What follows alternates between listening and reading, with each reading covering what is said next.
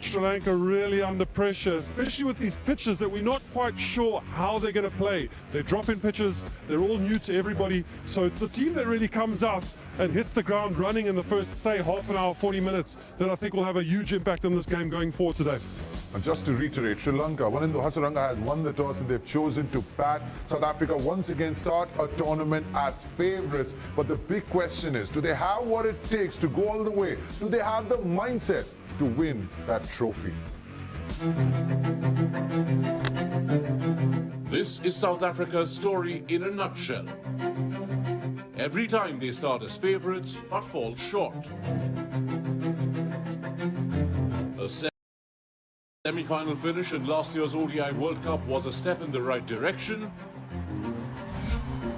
And they've got the firepower, especially in the batting department. Since the last T20 World Cup in 2022, only Australia have a better run rate than South Africa. And led by Heinrich Klaassen,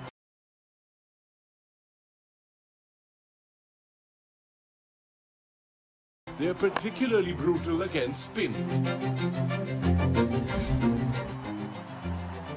But the Proteas aren't a perfect side, especially if they find themselves in trouble. We saw that even in the last edition, when they collapsed to a shock defeat against Netherlands.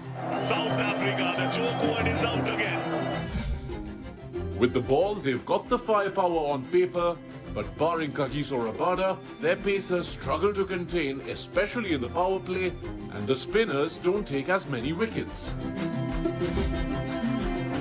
But the Proteas dare to dream. Will this be their year?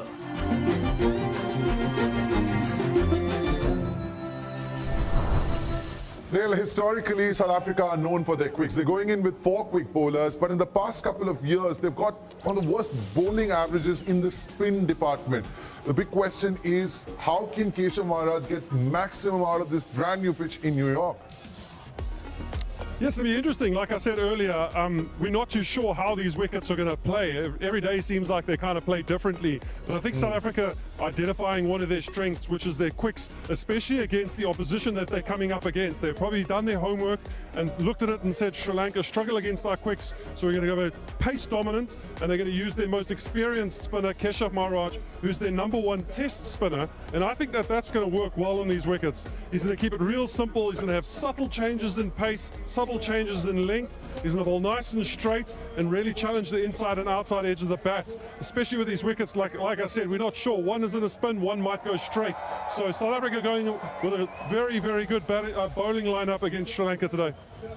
Look, we know that Sri Lanka are the ones who are going to bat first, but we're now going to hear from someone who's part of that leadership group, someone who's got the experience in the middle order, David Miller, ahead of this clash.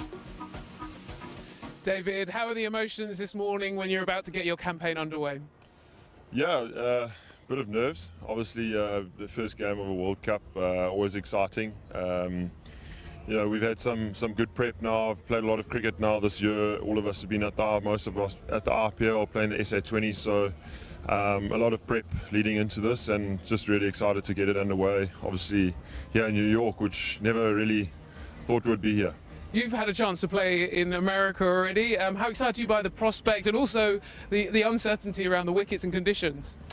Yeah, I mean, that's obviously a bit of a talking point. So just trying to sum it up as quick as possible is obviously the key. You know, the facilities have been great so far, and this ground looks really, really cool. So yeah, excited to get it underway and try and work out, you know, what's best at this ground. And yeah, here, as I said, in New York, it's a great place, and really excited about the next kind of 8 days. South Africa have got to the semi-finals twice. What's going to be key to get, again, for your side back into those final stages of this competition? Yeah, look, it's always nice to look ahead, and you know, we want to be there. But I think at the end of the day, this game here ultimately gets us there. So you know, one game at a time, and just trying to play our best cricket that we know we can. We got a great team, good balance. So it's just about making sure that we tick the boxes and do what we need to do. And you know, as I said, one game at a time gets us there. So yeah, not looking too far ahead. And finally, your form. How are you feeling coming into the tournament?